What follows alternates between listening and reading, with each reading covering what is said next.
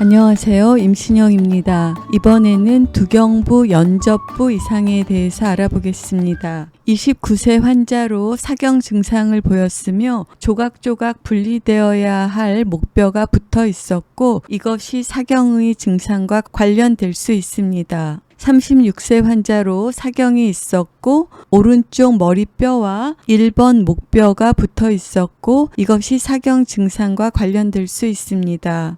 7세 아동으로 사경이 있으며 언제 생겼는지는 명확하지 않았습니다. 검사상 1번 목뼈와 2번 목뼈가 비대칭으로 배열되어 있었습니다. 이 아동은 넘어진 직후 심한 목의 통증과 사경 증상을 호소했습니다. CT 검사에서 1번 목뼈와 2번 목뼈가 비대칭으로 배열되어 있습니다. 지금 말씀드린 4케이스는 모두 두경부 연접부 이상으로 사경이 발생한 경우입니다. 두경부 연접부가 무엇일까요? 두경부는 머리와 목, 즉 헤드 앤 넥을 이야기합니다. 연접부는 서로 있다 있는 것입니다. 머리와 목이 서로 있다 있는 이 부분을 두경부 연접부라고 합니다. 두경부 연접부는 머리와 1번, 2번 경추로 구성된 구조물입니다. 머리와 목이 서로 있다 있는 이 부분을 두경부 연접부라고 합니다. 두경부 연접부는 머리와 1번, 2번 목뼈로 구성된 구조물입니다. 두경부 연접부는 목에서 움직임이 가장 많은 부분입니다. 두경부 연접부 이상의 원인은 무엇일까요? 임신 초기에 태아에 분절 소마이트가 생깁니다. 이 분절에서 척추가 만들어집니다. 이 과정에서 네 번째 머리 분절과 첫 번째 목의 분절은 서로 합쳐져서 프로아틀라스라고 하는 일시적인 구조물을 만듭니다. 합쳐진 프로아틀라스가 다시 분리되면서 두경부 연접부가 형성됩니다. 즉 프로아틀라스에서 머리뼈의 바닥과 1번, 2번 목뼈, 즉 두경부 연접부가 만들어집니다. 다른 분절들과는 달리 두 분절이 합쳐져서 프로아틀라스라는 일시적인 구조물을 만들고 이것이 다시 분리되어 두경부 연접부를 만듭니다. 이와 같은 다소 복잡한 과정에 이상이 생길 수 있습니다. 즉 두경부 연접부 이상이 발생할 수 있습니다.